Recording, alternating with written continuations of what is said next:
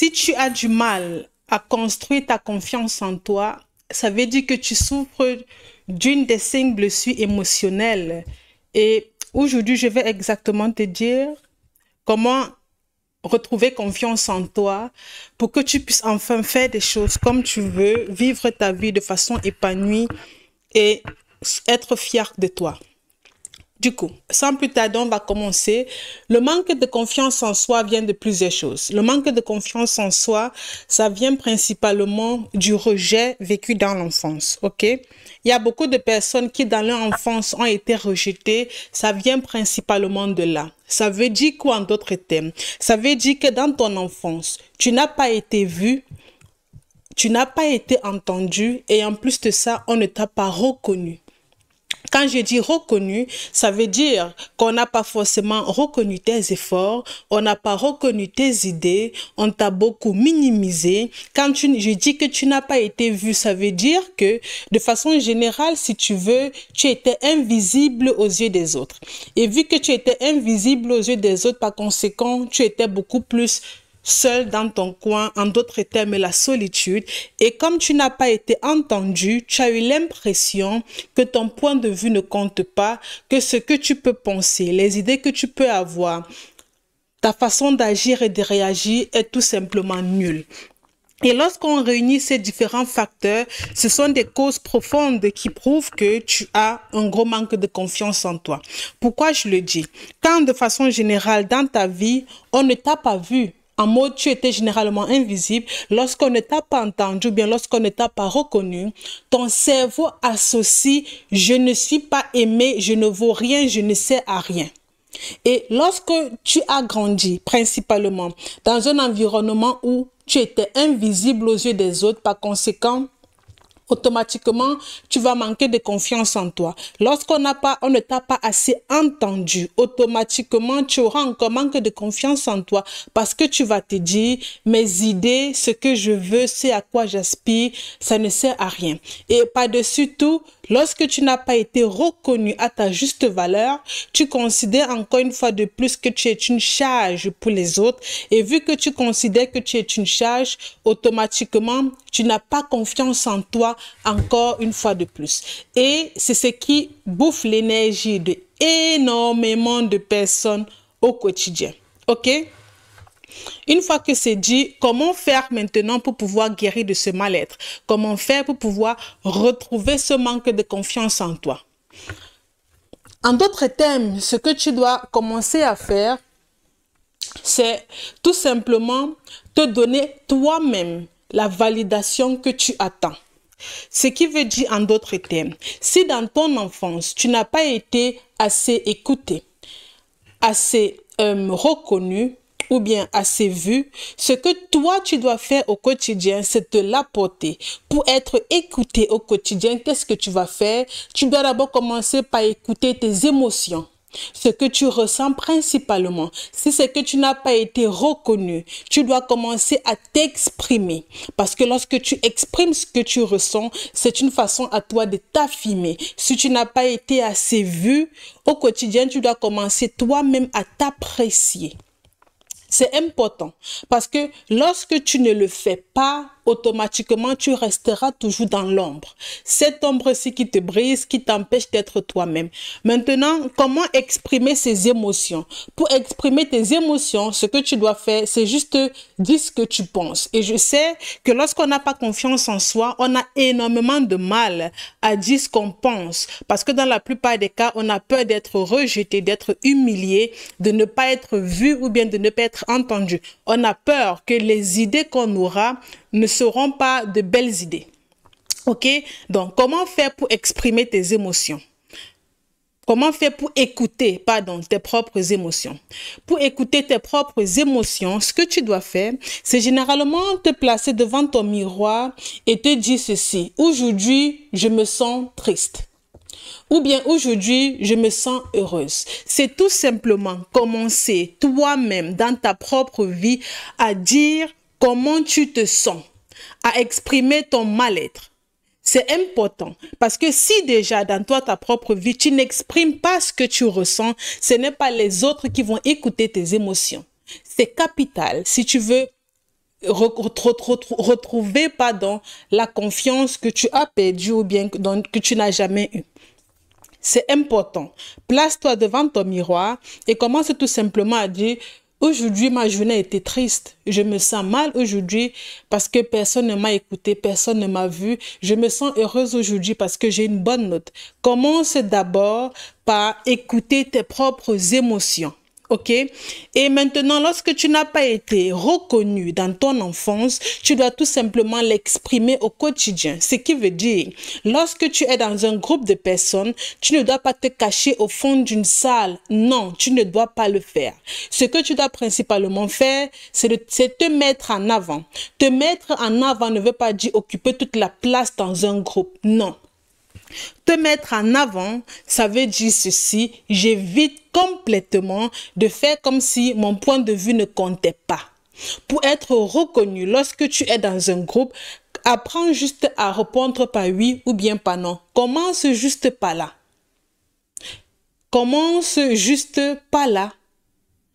La plupart des personnes qui n'ont pas été reconnues dans leur enfance, lorsqu'elles sont dans des groupes, elles font tout pour ne pas exister. Elles font tout pour qu'on ne sache même pas qu'elles sont là. Elles font tout pour. Il ne faut même pas qu'on sache qu'elles sont là. Il ne faut même pas qu'on les voie. En fait, elles s'arrangent toujours à ce que ce ne soit pas possible. Mais si tu continues de le faire, c'est toujours toi qui vas souffrir. Tu dois complètement arrêter de le faire parce que plus tu le fais, ça ne te profite en rien. Si tu n'as pas été vu, tu dois commencer à apprécier qui tu es. La première fois que moi j'ai fait ça, c'était beau, c'était magique. En mode, je me suis placée devant mon miroir, je ne croyais pas vraiment à cet exercice-ci, mais je me suis placée devant mon miroir, je me suis dit: waouh, je suis belle. Waouh, j'ai de la valeur. Waouh, je suis géniale. Quand j'avais commencé à me le dire, les effets positifs que moi-même j'avais constatés sur moi, c'était juste magique. C'était juste magique. Je vous le dis parce que je l'ai testé et ça a fonctionné. Donc, moi, je vous invite aussi à les tester. Parce que si vous ne les testez pas, vous aurez toujours ce manque de confiance en vous qui vient principalement du rejet vécu dans votre enfance. S'il y a une seule chose que vous devez comprendre, c'est ceci. Les gens ne sont pas obligés de vous aimer. Les autres ne sont pas obligés de vous aider. La seule personne qui est obligée de t'aimer, de t'aider et de t'apprécier, c'est toi-même. Les autres n'ont aucune obligation morale envers toi. Du coup, si toi, tu n'exprimes pas tes émotions, tu ne dis pas ce que tu penses, pourquoi tu en veux les gens lorsqu'ils ne disent pas réellement de toi ce qu'ils pensent? Ils ne font que te copier, ils ne font rien d'extraordinaire. Ok, donc, maintenant, le prochain signe qui prouve que tu n'as pas confiance en toi, c'est principalement parce que dans ton enfance, tu as vécu ce qu'on appelle de l'abandon émotionnel. Ok? Je vais mettre E pour émotionnel. Tu as principalement vécu de l'abandon émotionnel. Ça veut dire quoi? Ça veut dire que tes émotions n'étaient pas du tout accueillies. Non. Non, non. On t'a peut-être dit: arrête de pleurer, arrête d'être trop sensible, tu exagères, tu en fais de trop. Et du fait qu'on te l'a dit, tu as appris à camoufler, à cacher tes émotions et à te sentir tout simplement inexistante. En fait, tu as appris à régner tes émotions, à régner qui tu es. En d'autres termes, ça veut dire ceci. Lorsque tu as vécu avec de l'abandon émotionnel, te voici, on va dire que ce rond-ci, c'est toi, ok? Et on va dire que dans ce rond, il y a ton cœur. Et ce que toi, tu as fait jusqu'ici, c'est en mode, tu veux effacer ce cœur et tu veux être en même temps heureux. Alors que c'est grâce à ton cœur que tu vis. Mais vu qu'on ne t'a pas motivé à exprimer ce que tu pensais, on t'a toujours dit: tu en fais de trop, tu exagères, tu pleures pour rien, tu veux toujours montrer que les choses te touchent énormément. Alors par conséquent, ce que tu as fait en grandissant, c'est en mode, tu as effacé ce cœur-ci et puis Tu l'effaces et puis chaque jour, tu te plains d'être malheureux. Alors que si tu veux, en d'autres termes, tu as effacé même l'essence de qui tu étais. Imagine si aujourd'hui on t'enlève ton cœur, tu meurs, c'est mort. En fait, il n'y a même pas une chance que tu survives, c'est mort. Si aujourd'hui on t'enlève ton cœur, c'est mort. Tu ne peux pas survivre, impossible. Impossible. Et comment faire, vu que tu as grandi avec de l'abandon émotionnel et que tes émotions n'étaient pas accueillies, tu dois tout simplement te reconnecter à ton ressenti. Ce qui veut dire ceci. Tu dois principalement comprendre que pleurer, tu vois, pleurer, ça veut dire guérir. C'est la seule chose que tu dois comprendre. Lorsque tu pleures, ça veut dire que tu guéris. Lorsque tu pleures, tu t'autorises à ressentir des choses. Tu t'autorises à vivre. Tu as le droit de vivre. Tu as le droit de ressentir des choses. Et la chose, ou bien les éléments qui font en sorte qu'aujourd'hui tu vas mal, c'est parce que lorsque tu étais enfant, on t'a empêché de pleurer. On t'a empêché de ressentir, de vivre. C'est limite ça qu'on t'a empêché. Et s'il y a quelque chose que vous devez comprendre, c'est que le cycle de vie se renouvelle chaque 13 ans. Ce qui veut principalement dire ceci. Le cycle de vie se renouvelle après chaque 13 ans. Ça, c'est de 0 à 13 ans, de 13 ans à 26 ans et de 26 à 39 ans. Donc, par conséquent, toutes les croyances que tu auras lorsque tu seras âgé de 0 à 13 ans, ce sont les mêmes croyances que tu auras lorsque tu seras âgé de 13 à 26 ans. Ce qui veut dire, si lorsque tu avais cet âge-ci entre 0 et 13 ans, on te faisait généralement comprendre que tu n'as pas le droit de pleurer, tu vas t'en rendre compte que ici, tu vas mettre les pleurs de côté. En fait, tu vas t'interdire de pleurer.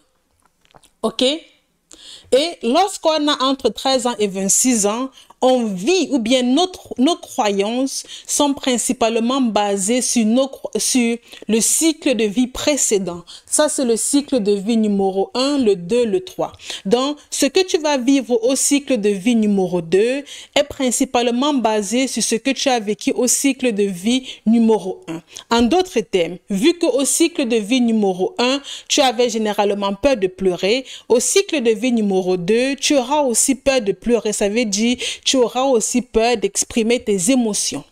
Et si entre 13 ans et 26 ans, tu ne résous pas ce problème, t'inquiète pas, lorsque tu auras entre 26 et 39 ans, tu auras toujours cette peur d'exprimer tes émotions. Et ça va continuer même jusqu'à 70 ans. Donc si tu veux, jusqu'à ta tombe, ça va continuer. C'est capital que tu puisses comprendre ce cycle de vie-ci.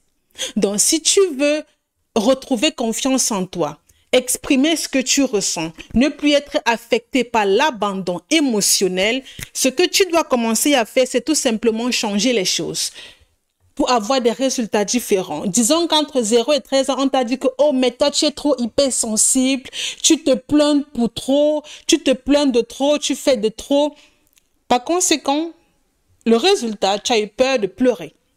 Maintenant, si tu as entre 26 et 39 ans, et si par exemple à cet âge-ci, tu veux commencer à exprimer ce que tu penses, ce que tu dois faire, c'est tout simplement faire les choses autrement, différemment. Parce que aussi longtemps que tu fais les choses de la même façon, tu auras toujours les mêmes résultats. T'inquiète pas.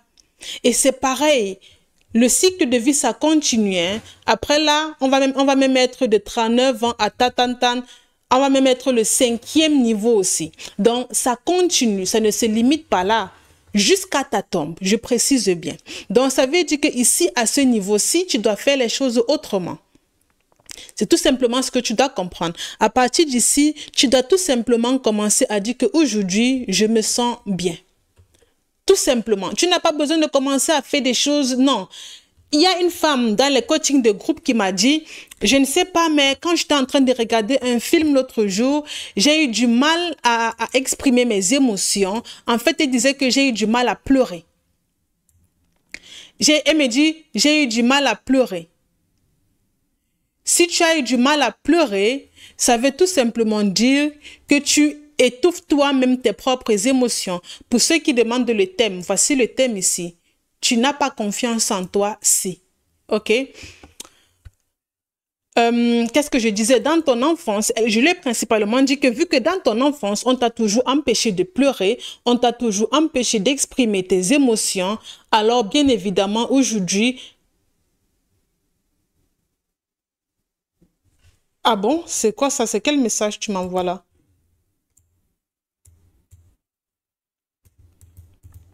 Alors bien évidemment, aujourd'hui, tu as du mal. Tu as du mal à dire ce que tu ressens. Et par conséquent, lorsqu'elle était devant ce film, elle était en train de voir le film. Quand elle voulait pleurer, elle serrait les larmes pour ne pas pleurer. C'est une mauvaise chose. Tu ne dois même pas le faire. Lorsque tu passes ton temps à serrer tes larmes devant un film, parce que tu ne veux pas te montrer vulnérable, parce que dans ton enfance, on t'a toujours fait comprendre que lorsque tu pleures, tu es faible, que pleurer n'est pas une bonne chose, que tu n'as pas le droit de pleurer. Lorsque tu le fais, lorsque tu as cette croyance-là, alors forcément, que tu le veuilles ou pas, à un moment donné, ça va tellement t'impacter que tu ne sauras plus réellement quoi faire. Et c'est par ça que beaucoup de personnes passent aujourd'hui. Tu as le droit de pleurer, tu as le droit de te sentir mal et de sur quoi même, tu as le droit de te sentir triste. C'est OK. Mika, maintenant c'est visible.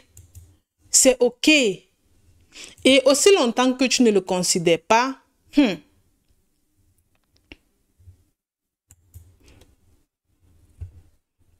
c'est dommage. OK?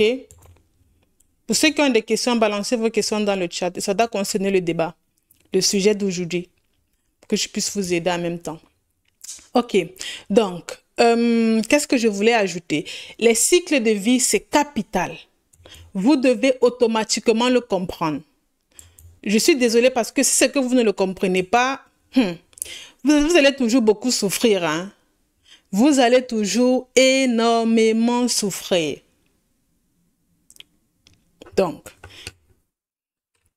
on passe au prochain point qui est la comparaison constante dans l'enfance. La plupart des gens aujourd'hui n'ont pas confiance en elles parce que de façon générale, on les a comparés aux autres.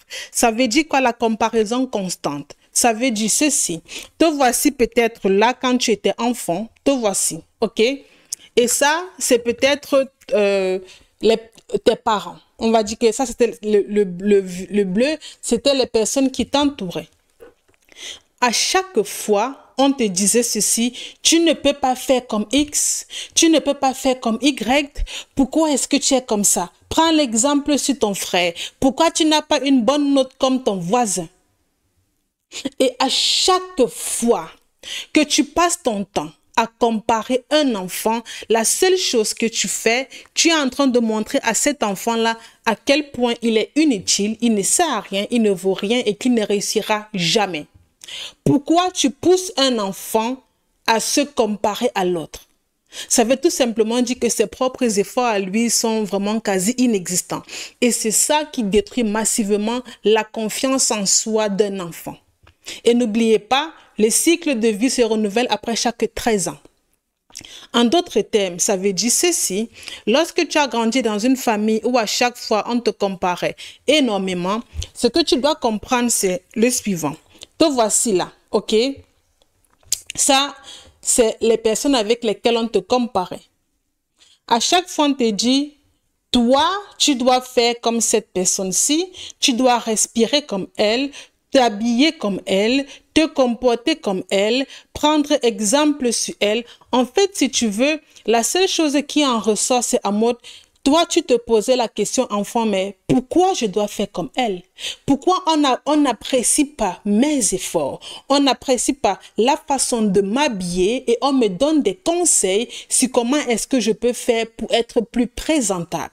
Pourquoi on me demande d'oublier qui je suis, d'oublier ma nature, d'exactement copier ce que l'autre fait? Lorsque tu pousses un enfant à penser comme ça, il se dit, ça veut dire que moi, je ne sers à rien, je ne vaux rien, je suis incapable et automatiquement, je n'aurai pas de résultats.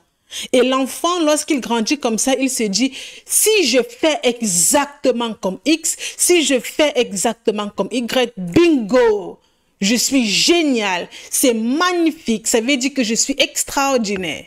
Et lorsque tu le fais, tu apprends cet enfant-là à ne pas s'aimer, à ne pas s'assumer, à ne pas s'accepter tel qu'il est. Et conséquence, il commence à faire des choses pour faire plaisir aux autres. Qu'est-ce que ça veut concrètement dire faire les choses pour faire plaisir aux autres? Faire les choses pour faire plaisir aux autres veut concrètement dire ceci. Te voici. Ok? Voici les personnes qui t'entourent. Parfois, tu as juste envie de te reposer. Mais tu ne peux pas le faire parce que cette personne-ci veut que vous partez, que vous sortez, vous partez en boîte de nuit. Du coup, à la place de te reposer, tu pars en boîte de nuit avec elle. Pourquoi? Parce qu'on t'a toujours appris, tes parents t'ont toujours appris que lorsque toi, tu fais des choses comme les autres le font, ça veut dire que tu le fais bien. Par conséquent, tu commences à considérer que se reposer n'est pas une bonne chose du tout. Et tu finis par aller en boîte de nuit. Un autre jour arrive, tu as peut-être besoin juste de lire, ok? Tu as besoin de lire un livre. Tu es entamé, tu es déjà dans le processus. Et puis, il y a cet ami qui t'appelle et te dit, « Ah, mais s'il te plaît, j'aimerais que tu m'aides à déménager. J'ai besoin de toi dimanche. » Alors que c'est exactement dimanche que tu avais prévu lire ton livre toute ta journée. Prendre du temps pour toi. Du coup, ce qui va se passer, c'est quoi? Tu vas à chaque fois aller aider cette personne-ci à déménager. Et puis, tu vas te dire, si je prends le temps pour lire, ça veut dire que cette personne-ci ne va pas m'aimer. Parce que tes parents t'avaient tout le temps fait comprendre que tu dois te comparer aux gens. Et si c'est que tu copies exactement ce que les autres font, ça veut dire que tu le fais bien. Par conséquent, tu vas commencer à dire que, oh, si je prends le temps pour moi pour lire, ça veut dire que je suis méchant ou bien je suis méchante. On va prendre un autre exemple.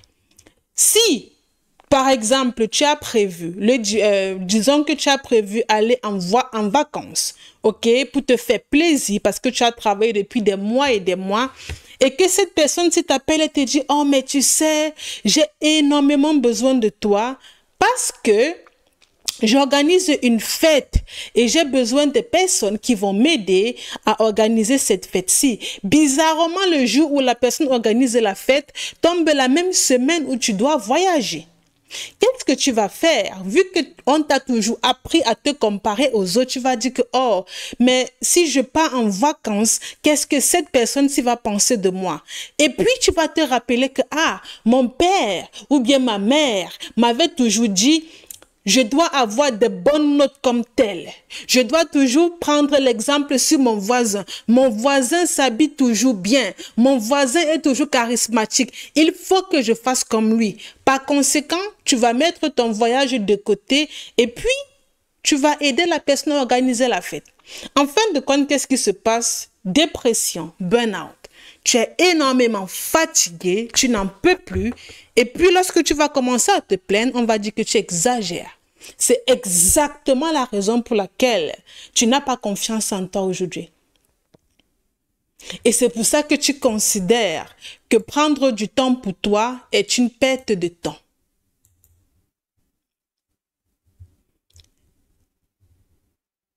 C'est exactement pour ça que tu considères que prendre le temps pour toi est une perte de temps. Pour ceux qui veulent voir le plein écran, vous pouvez venir sur YouTube. Pour ceux qui veulent voir le plein, tout ça en grand écran, ok? C'est sur YouTube. Je suis en même temps live sur YouTube, sur TikTok, sur Instagram et sur Facebook. Donc, lorsque tu as grandi dans un concept où on t'a tout le temps comparé aux autres, on t'a toujours fait croire que tu es nul, que regarde ton frère, fais comme ton cousin, ta cousine fait mieux que toi. Donc, par conséquent, tu as développé le sentiment d'infériorité.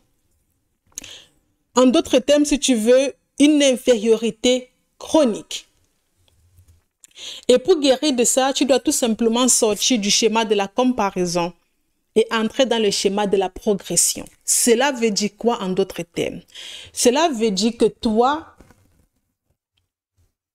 tu dois toujours et toujours te comparer à toi-même. Ça veut dire ceci. Ça, c'est quand tu avais 5 ans. Aujourd'hui, tu as peut-être 10 ans. Ça, c'est quand tu avais 19 ans. Aujourd'hui, c'est peut-être quand tu as 26 ans. Ça veut dire ceci. Tu te compares à toi de ton passé. Tu te dis ceci. Aujourd'hui, j'ai 10 ans. Qu'est-ce que je sais faire aujourd'hui que je ne savais pas faire à mes 5 ans? Aujourd'hui, je sais par exemple laver les assiettes. Je sais faire mes devoirs. Bingo. Aujourd'hui, j'ai 26 ans. Je sais prendre des décisions pour moi. Bingo. Chose que je ne savais pas faire à 19 ans. Aujourd'hui, j'ai 39 ans. Je sais lire. Je sais réserver des vacances pour moi, bingo. Chose que je ne savais pas faire à 5 ans. Tu dois toujours te comparer à ton toi passé. Tu ne dois pas te comparer aux autres, ok? Non. Tu dois toujours te comparer à ton toi passé. Ce que j'ai l'habitude de faire au quotidien, c'est en mode, je ne me compare pas aux autres, non. Généralement, je me dis ceci, qu'est-ce que j'ai fait aujourd'hui que je ne faisais pas avant? C'est toujours ce que je me dis, toujours.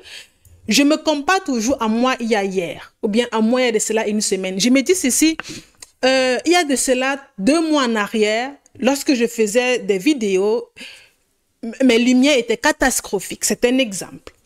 Et puis j'ai dit, oh, aujourd'hui, j'ai quand même amélioré les lumières, génial, top, je suis fière de moi, ça suffit. Je n'ai pas besoin de dire qu'il y a un autre YouTuber, il y a un autre TikToker, il y a tel influenceur, ses lumières sont parfaites. Il faut que les miennes soient exactement comme pour cette personne-là. Lorsque tu le fais, tu te dévalorises.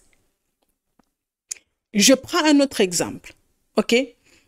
Je peux par exemple dire qu'il y a d'autres personnes, leur micro résonne tellement bien plus que le mien. Je ne dois pas me comparer aux autres. À la place de le dire, je peux dire ceci. Je suis fière qu'aujourd'hui, j'ai un micro parce qu'avant, je n'avais pas.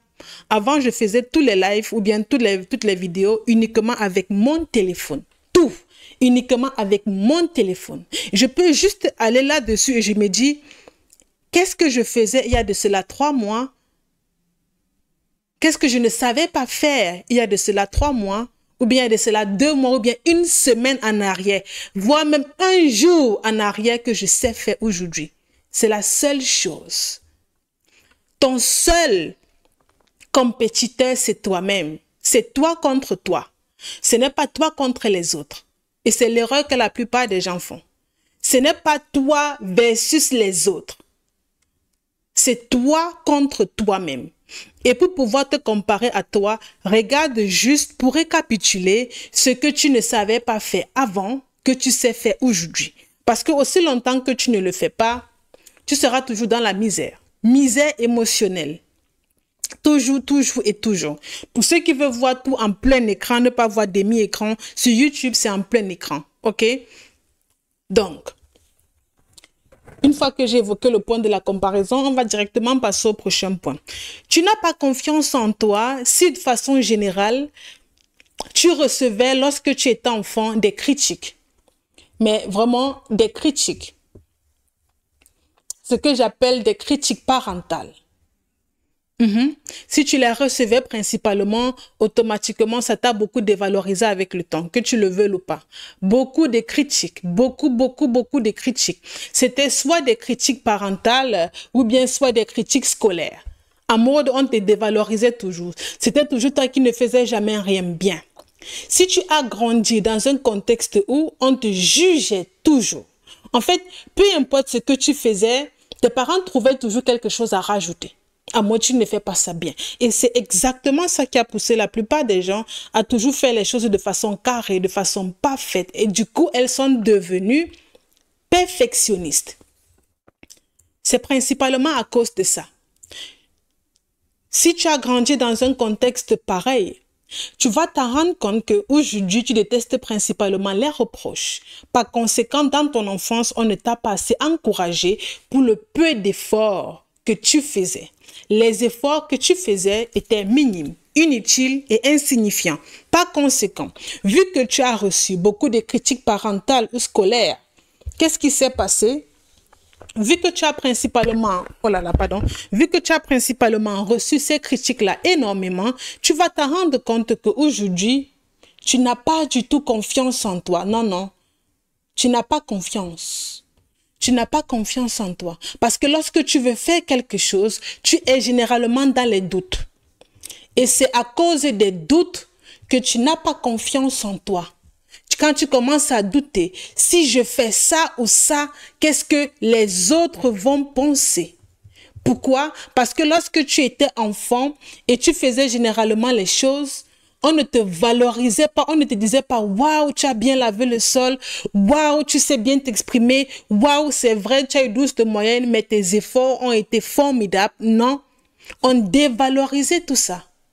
Et vu que tes parents ou bien l'environnement dans lequel tu as grandi, vu qu'on dévalorisait beaucoup tes efforts, alors toi tu as appris principalement à faire des choses pour que les personnes externes valident.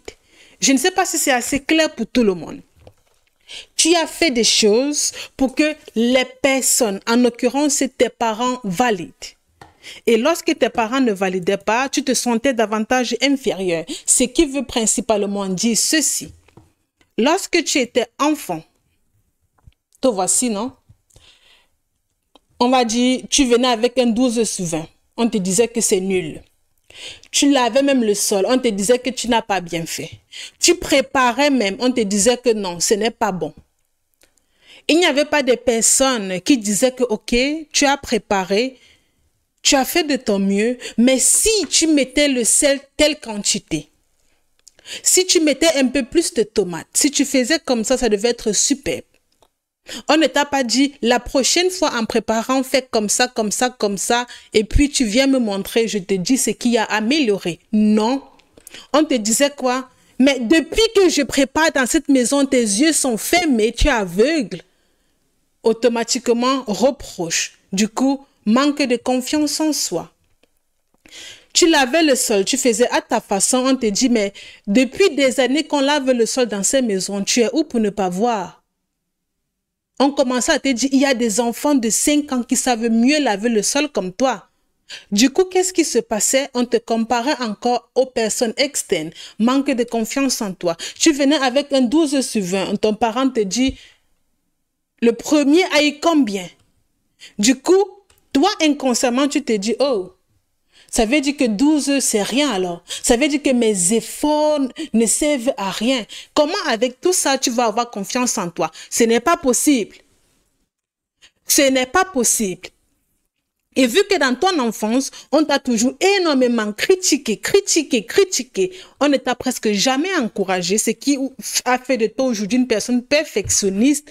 Alors par conséquent, aujourd'hui, tu détestes principalement les reproches. Et pour guérir de ça, tu dois transformer ta voix intérieure en mode la voix des critiques qui est dans ta tête en coach. Ça veut dire principalement ceci.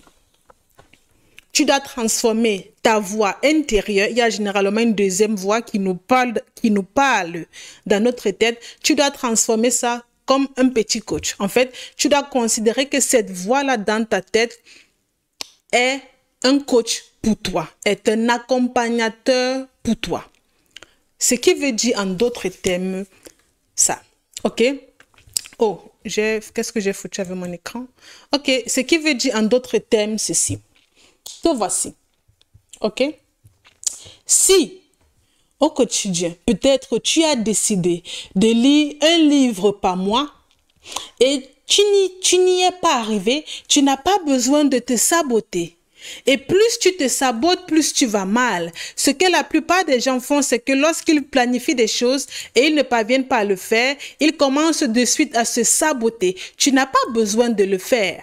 Parce que plus tu le fais, plus tu vas mal et plus tu donnes raison à tes parents de t'avoir traité comme eux, ils t'ont traité. Ce qui veut principalement dire ceci, toi, généralement, tu as par exemple prévu lire un livre par mois, tu n'as pas pu le faire, tu te dis, ok, je suis fière de moi, minimum parce que j'ai eu l'idée de lire un livre par mois. Le simple fait que toi, tu as eu l'idée, c'est une idée extraordinaire. Il y a des personnes qui n'ont même pas l'idée. Rien que le fait que tu as eu l'idée, c'est génial. On s'en fout si tu as lu le livre ou pas. Ce n'est pas important. Tu as eu l'idée, sois fier de toi parce que tu as eu minimum l'idée. Si maintenant tu as prévu lire un livre en un mois et que tu as uniquement lu 2 pages, il n'y a pas de souci. Si tu as pu lire 5 pages, il n'y a pas de souci. Tu as minimum fait des efforts qui sont valables. Il y a des personnes même qui ne se sont jamais assises devant un livre. Toi, tu l'as fait, bingo, validé. Par conséquent, tu ne dois pas reproduire les mêmes erreurs que tes parents ont reproduit avec toi. Ce que tu dois faire généralement, c'est te dire que, ok, mes parents, lorsque je voulais faire des choses et je n'arrivais pas à les faire, ou bien je ne faisais pas comme eux, ils attendaient à ce que je le fasse. Ils me disaient que, oh, tu es nul. Du coup, tu dois transformer cette voie-ci.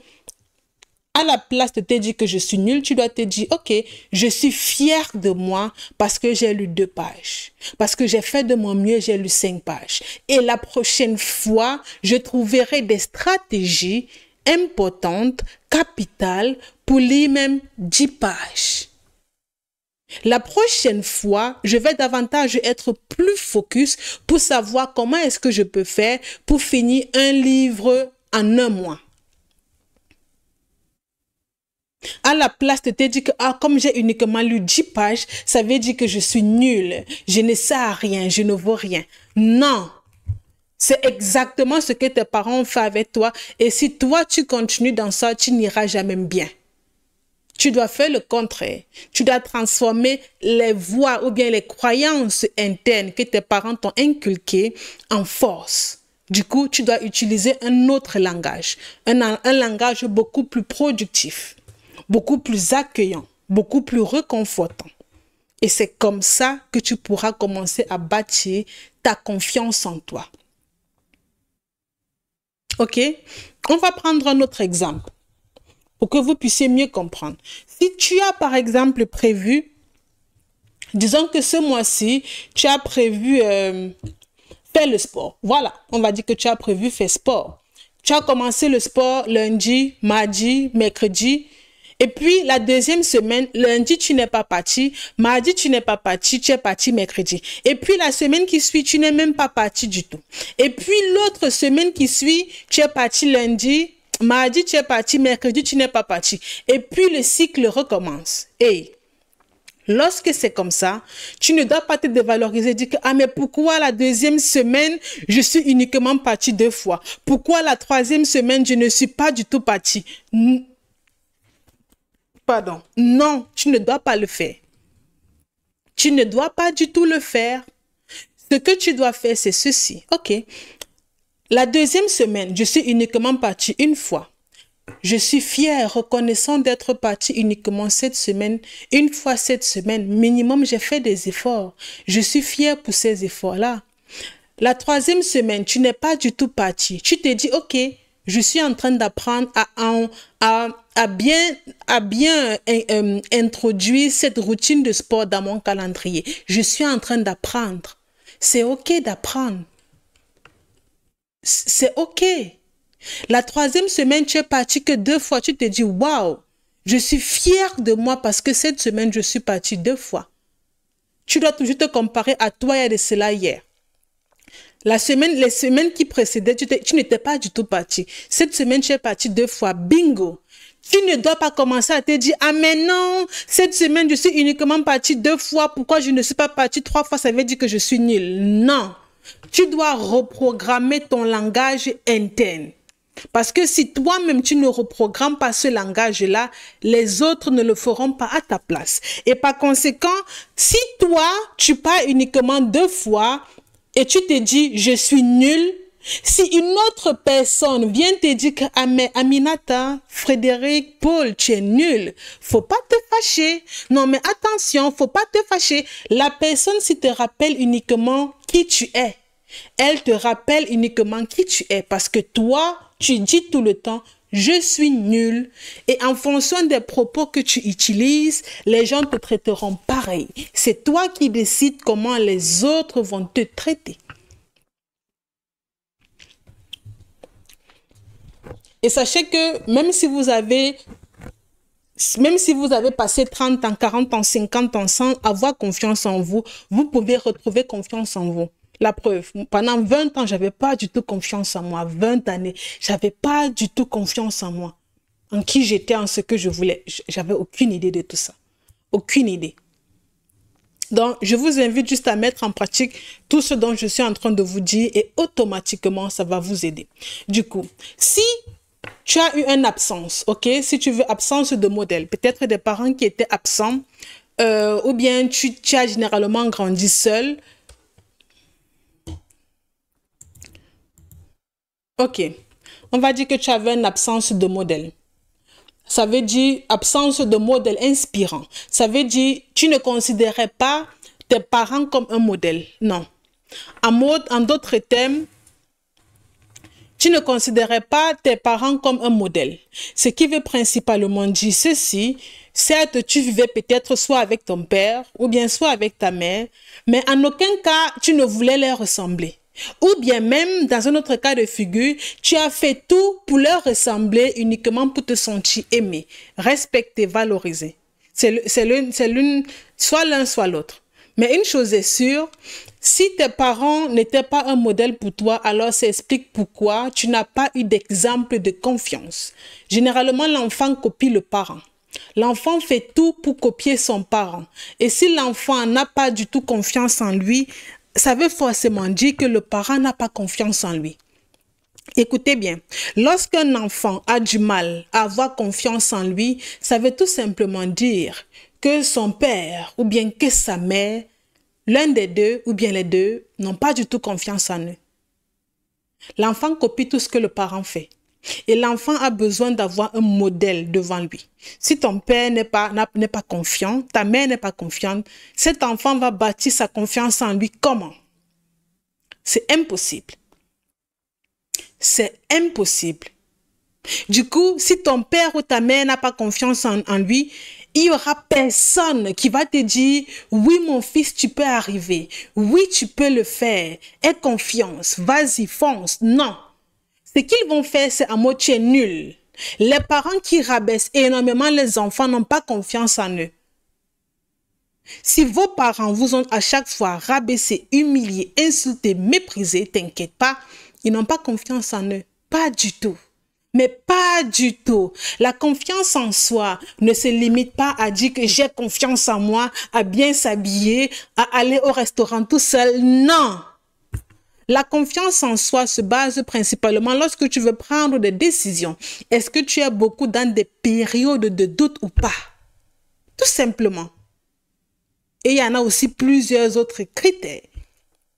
Mais ce que je viens de mentionner, c'est uniquement un critère parmi tant d'autres.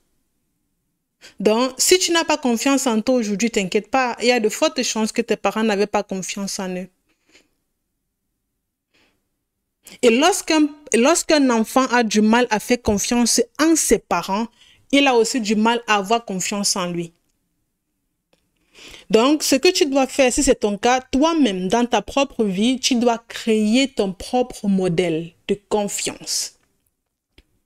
Ce qui veut dire que tu dois principalement commencer à t'entourer des personnes qui sont assez confiantes. En d'autres termes, tu vois, te voici là. Tu n'as pas confiance en toi. Tu ne dois pas marcher avec n'importe qui, pas le premier venu, non. Tu cibles autour de toi les personnes qui savent s'exprimer, les personnes qui savent se tenir en société, les personnes qui ont un certain langage soutenu. Et puis, c'est avec ces personnes-ci que tu commences à marcher. Ou si tu n'as pas cette possibilité-là, commence à écouter les contenus des personnes qui sont assez confiants.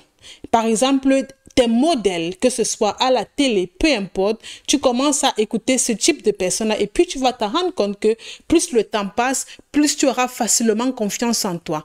On est généralement la somme des 5 personnes qui nous entourent. 5, pas 6, pas 7, 5. Donc, si tu veux savoir si tu as confiance en toi, regarde juste les 5 personnes avec qui tu passes le plus de temps. Regarde juste s'ils ont confiance en eux. Et puis, tu auras la réponse à ta question. Regarde, hein? Et puis toi-même, tu auras la réponse à ta question, à ta préoccupation. C'est généralement comme ça que tu peux facilement faire pour savoir. Donc, si c'est que tes parents n'ont pas été un modèle pour toi, trouve un modèle dans la société, consomme le contenu de la personne et commence à agir comme cette personne-là. Tu vas te rendre compte que les choses vont énormément s'améliorer. La preuve, pour qu'un enfant apprenne à marcher, lorsqu'il marche, il tombe, on dit relève-toi. Tu vois, donc il ne suffit pas juste de regarder le contenu, mais de passer aussi à l'action. Ok. Tu n'as pas confiance en toi ou bien tu as du mal à avoir confiance en toi si de façon générale, tu as eu des traumatismes. Si tu as eu des traumas, si tu as été traumatisé, il y a de fortes chances que tu n'as pas confiance en toi. Ça peut être des traumas émotionnels ou bien ça peut être tout simplement des humiliations. Si tu as été extrêmement humilié, que ce soit des moqueries ou bien même, si tu veux, des harcèlements, ça joue beaucoup. Ou en d'autres termes, même du rejet affectif, en mode, tu n'as pas eu vraiment l'affection de tes parents. Ça fait partie des traumatismes. Se moquer, les personnes qui ont été, dont on s'est énormément moqué dans leur enfance, ou bien qui ont subi énormément d'harcèlement, elles ont été traumatisées. Ce sont des traumatismes. La plupart des gens négligent ça et se disent, ah mais c'est vrai, quand tu étais enfant, on t'a dit que ton cou ressemblait à la girafe. Ce n'était que des exemples. Et puis, il y a d'autres personnes qui vont dire que, ah, quand tu étais enfant, c'est vrai, on avait dit que ton nez ressemblait à la pâte d'arachide, mais c'était des blagues. Non, ce n'était pas des blagues. Tu traumatisais les enfants des gens. Mais moi, je me rappelle lorsque j'étais au primaire, non, en 5e, je volais les stylos des gens. Parce que quand j'étais au primaire, en fait, chaque jour, quand j'étais au primaire, chaque jour, ma mère me donnait un stylo. Chaque jour, elle me donnait un stylo. Et un jour, elle m'avait dit, si aujourd'hui tu tentes de rentrer sans ton stylo. Bizarrement, ce jour, j'étais rentrée sans le stylo. Elle ne comprenait pas que, mais chaque jour, tu as un stylo, tu ne rentres jamais avec. On volait à l'école. Et puis, quand j'étais arrivée en classe de 5e, bon, c'était là où je devais prendre ma revanche. Voilà, maintenant, c'était moi qui faisais la collection. En 5e, je n'avais pas acheté de stylo. Je pense même que les stylos que j'avais volés en classe de 5e, peut-être, je les avais même utilisés jusqu'en classe de 3e. Je n'avais pas acheté de stylos. C'est juste pour vous faire comprendre qu'il y a des choses que lorsque vous vivez, ça reste gravé dans votre mémoire et certaines personnes considèrent que, ah, mais ce n'est rien. J'ai accompagné une femme qui m'a dit que lorsqu'elle était enfant, elle portait sa tenue était 3 fois plus gros qu'elle. Arrivant à l'école, on lui disait qu'elle a volé le cabas de sa mère pour venir à l'école avec. Imaginez, ça c'est un traumatisme. Ça c'est limite se moquer. C'est limite se moquer. Il y a une autre femme que j'ai coachée, elle m'a dit qu'on lui a dit que ses cheveux ressemblent au paillasson. C'est un traumatisme. Ça c'est de l'harcèlement. C'est un traumatisme. Vous ne vous en rendez pas compte. Le simple commentaire que vous pouvez faire, ça peut détruire la destinée de quelqu'un. Ça, avec tous les coachings que j'ai déjà eu, je peux vous le garantir. Il y a une autre femme que j'accompagne, elle m'a dit que son père lui disait qu'elle ressemble à une clocharde. Aujourd'hui, elle ne s'assume pas, elle reste tout le temps isolée chez elle alors qu'elle veut sortir. Sa mère lui avait dit qu'elle est belle de loin, mais lorsqu'elle est proche, elle est laide. C'est de l'harcèlement. En fait, elle se moquait de son physique, sa propre mère. Vous pouvez vous imaginer les traumatismes qu'elle endure au quotidien. Elle n'arrive pas à sortir malgré son âge. Et puis sa mère a osé lui dire, tu n'auras jamais ma classe. Hein? Mais what? Moi, je vous invite à généralement surveiller votre langage, même si c'est pour faire une blague. Non, je peux vous garantir. Il y a des personnes qui prennent des choses tellement personnellement que une blague comme ça, elles prennent au sérieux. Toi, tu blagues, mais elles ne blaguent pas. Donc, même les blagues faut faire attention. Hein. C'est une façon de prévenir, mais ça traumatise beaucoup de personnes. Beaucoup. Beaucoup. Il y a une femme, on lui a dit que ses pieds ressemblent aux pieds de la girafe. Du coup, depuis qu'elle était enfant, elle porte que les pantalons. Que les pantalons. Même lorsqu'elle porte une robe, elle porte une robe qui traîne au sol. Elle dit qu'elle a honte de ses pieds. En fait, c'est ça qu'elle me disait avant qu'on ne commence la thérapie. Elle disait qu'elle avait honte de ses pieds. Alors qu'elle me dit que mais les gens, lorsqu'ils disaient, ils faisaient, ils riaient. En fait, c'était des blagues. Mais sauf que moi, j'ai pris personnellement. Et c'est ça qui me détruit. Ça pousse les gens à ne pas avoir confiance en eux. Ok? Pour tous ceux qui veulent voir le tableau en grand, c'est sur YouTube. Hein? Je suis aussi en live sur YouTube en même temps. Ok. Juste pour que la décision soit claire.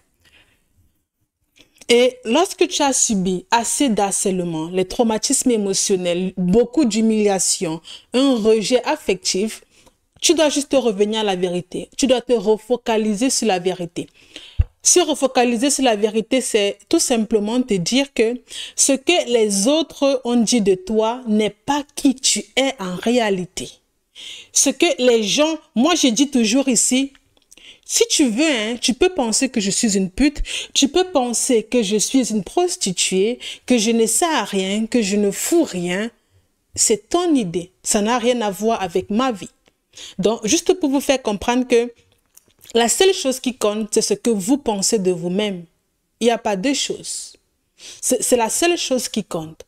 Et c'est comme ça que vous pouvez outrepasser les moqueries, les harcèlements. Pas plus tard que hier, il y a une dame qui m'a écrit en disant que à chaque fois qu'elle s'habille, elle sort.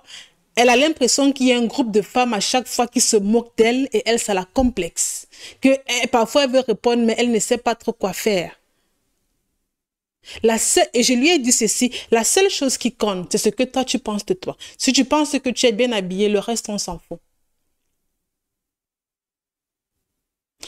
Ce n'est que ça. La seule chose qui compte, c'est ce que toi, tu penses de toi. Parce que tu es la seule personne qui est obligée de t'aimer. Tu es la seule personne qui est obligée de t'aider. Les autres ne sont ni obligés de t'aimer, ni obligés de t'aider. On s'en fout. Ils ne sont pas obligés de le faire. Et c'est parce que tu veux que les autres t'aiment ou t'aident qu'à chaque fois, tu restes coincé dans les mêmes schémas. OK? Donc, du coup, on va passer au prochain point. Le signe qui prouve que toi, tu souffres principalement du manque de confiance en soi, c'est que quand tu étais enfant, on t'a conditionné à plaire. Ça veut dire quoi? On t'a conditionné à plaire. Ça veut principalement dire ceci. Te voici là. Ça revient aussi en quelque sorte à la comparaison. Hein. Te voici là. On va dire que voici tes parents. OK? Toi, on t'a conditionné à plaire dans quel sens? Ça veut dire, tu as appris à être aimé. En fait, on devait t'aimer uniquement si tu étais sage, si tu étais intelligent, si tu faisais des choses bien. C'est uniquement dans ce concept-ci qu'on t'aimait. Lorsque tu faisais parfois des erreurs, non, on ne t'aimait plus. C'était mort, c'était fini, il n'y a rien à dire. Et par conséquent, tu as appris à plaire. Tu as appris à toujours faire des choses qui vont faire plaisir à tes parents. Tu étais sage uniquement pour que tes parents t'aiment. Tu faisais des choses bien uniquement pour que tes parents t'aiment. Tu étais intelligent le premier uniquement pour que tes parents t'aiment. Et lorsque tu faisais la moindre erreur, tes parents oubliaient même qu'un jour, tu avais été sage ou bien tu avais été intelligent. Du coup, si tu veux, ils t'ont conditionné toujours à leur plaire. Du coup, tu te sens utile lorsque tu fais des choses pour les autres. Mais ce que tu oublies, c'est que lorsque tu fais les choses pour les autres, tu vas toujours ressentir un vide intérieur. Toujours et toujours et toujours. on va utiliser ça pour que je puisse mieux vous expliquer. Comme ça, vous allez davantage comprendre. OK? On va dire que voici 2 bols. Le premier, si ça, c'est ton bol. Ça, c'est pour l'autre. OK? Ça, c'est le tien. Ça, c'est pour l'autre. Et puis, qu'est-ce qui se passe? Ça, c'est ton bol. Ça, c'est pour tes parents. Du coup, lorsque tu étais enfant, tu étais sage, intelligent, tu étais capable. En fait, tu faisais autant de choses. Et puis, lorsque tu faisais ces choses ici, attendez, je dois prendre la couleur jaune.